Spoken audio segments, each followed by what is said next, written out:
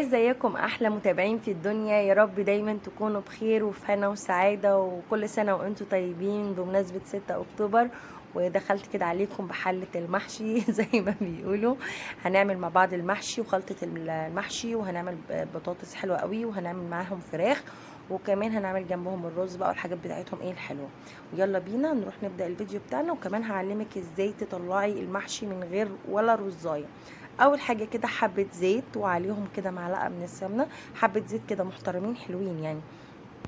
وبكون بقى محضره بصل كده مقطعاه مربعات زي ما انتم شايفين، 3 4 كده بصلات كده حلوين، 5 بصلات كده حلوين، واشوح فيهم لحد كده ما تدبل كده شويه، مش تخش على اللون الاصفر الاول احنا عايزينه، لا تدبل شويه. بعد كده بقطع عليهم فلفلتين رومي وقرن فلفل حامي، عايزين تزودوا الفلفل الحامي براحتكم، عايزين تشيلوه براحتكم. وبنشوحهم كده لحد برضو ما الفلفل يدبل. وبعد كده بجيب بقى طماطم مضروبه بيور، يعني ما بحطش فيها ميه كتير، بخلي الطماطم تقيله، وبسيبها بقى تتسبك براحتها، تاخد كده وقتها وتعيش على النار، وبهدي النار وبسيبها براحتها جدا. تعالوا بقى نخش على البطاطس. هنا البطاطس يا جماعه مقطعاها تخينه، وكمان حاطه معاها الملح والفلفل الاسود وفلفل اخضر رومي، وكمان وفلفل حامي، قرن الفلفل الحامي ده كمان بيدي طعم تحفه. هنا بصوا التسبيكه خلاص قلت معايا، والزيت ابتدى ينطر كده على الوش، فهنسيبها برضو شويه، مش هنطفي عليها دلوقتي. هنا البطاطس بصوا تخينه، لازم تكون تخينه يا جماعه علشان خاطر ما تتهريش معانا، بلاش البطاطس الرفيعه. وحطيت كمان معلقه من السمنه، وهنزل عليها بقى ايه بحبه كده الطماطم. طبعا دي مش هتبقى طماطم تقيله. وهاخد هنا كده معلقتين كده من التسبيكه اللي احنا عملناهم. ولو يعني لو في وقت مش عاملين فيه محشي، هنحط كده معلقه حلوه من الصلصه، او ممكن نسيبها زي ما هي. وحطيت كمان حبه ميه صغيرين، واغطيهم واسيبها ايه تستوي براحتها. هنا بصوا بقى خلاص كده التسبيكه بقت معايا فل الفل، فكده بقت تمام. الميه هنا بعد ما غلت بقى بتاعه الفراخ، هحط بقى الفراخ بتاعتي، وكمان حطيت بصله، والميه المعكره دي هطلعها كلها لما تجمع الريم. هنا بصوا خلاص التسبيكه بقت معايا تمام. يلا بقى هنروح ايه نكملها، ونحط بقيه الخضره والرز والحاجه بتاعتها. هنا حطيت الرز والخضره، وبوريكم اهو انا عملت ايه. الرز ده مغسول وحلو قوي، والخضره دي كنت هحطها في الفريزر. محشي يعني كمون، بصل وكمون كتير، يبقى محشي مظبوط جدا معاكي. رشه فلفل اسود، طبعا هحط بقى ملح على حسب التسبيكه والرز والخضار، فبحقق الملح على حسب الكميه بتاعه الخضار اللي معايا والرز والتسبيكه. هنا خلاص طلعت الريم من الفراخ، وحطيت كمان طماطمايه. في الوقت ده يا جماعة كانت البطاطس خلاص استوت، وكان لازم اروح اشوفها. هنا لازم نقفل البطاطس قبل ما تخش على السوى الكامل، لان بتتهري. هنا بقى خلاص بعد ما طلعت الريم، بصوا الدنيا بقت صافية ازاي، والشرب بقت لونها حلو. حطيت بقى الملح وفلفل اسود ورق لورا، وهغطيها وهديها كده وهدي النار، واسيبها تستوي براحتها. في اللحظة دي بقى انا هروح اشوف هنا المحشي. هنا المحشي مش عارفة ليه في الكاميرا باين ان هو فاتح، بس هو لا طماطمه حلوة.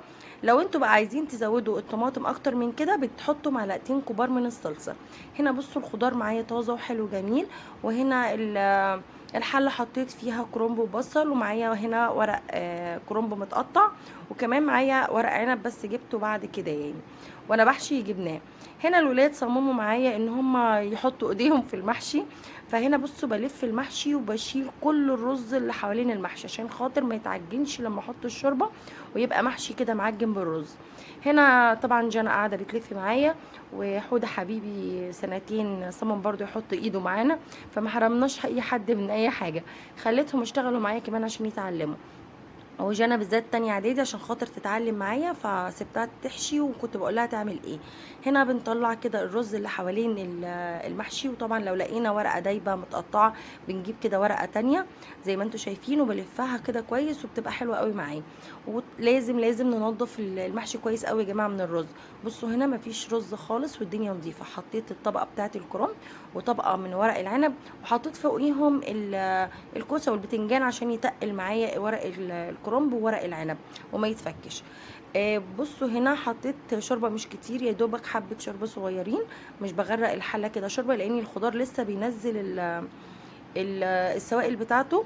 وطبعا غطيت كده الحله بكيس عشان خاطر البخار يسوي المحشي كويس. هنا الفراخ دهنت الصينيه بالسمنه، ووش الفراخ بالسمنه، وحطيت رشه ملح ورشه فلفل اسود وورق لورا ودخلتها الفرن. بصوا هنا بقى المحشي نزل كل الميه بتاعته، عشان كده احنا مش بنرضى نزود شوربه كتير. هنا بقى عملت حبه رز كده عشان خاطر البطاطس، حطيت كده معلقه من السمنه وكوبايتين من الرز المغسول والملح والميه بتاعتهم العتق بتاع الرز، ونزلت كده الرز اللي في الجوانب وهغطيه. واول ما الرز بيشرب الميه بتاعته بنهديه جدا، بنهدي النار جدا زي الشمع علشان خاطر ما يتحرقش مننا. هنا بصوا بقى المحشي طلع زي الفل، مفيش رزايه معجنه ولا اي حاجه.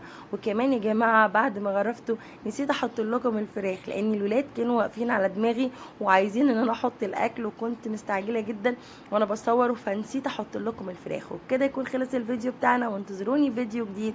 مع السلامه.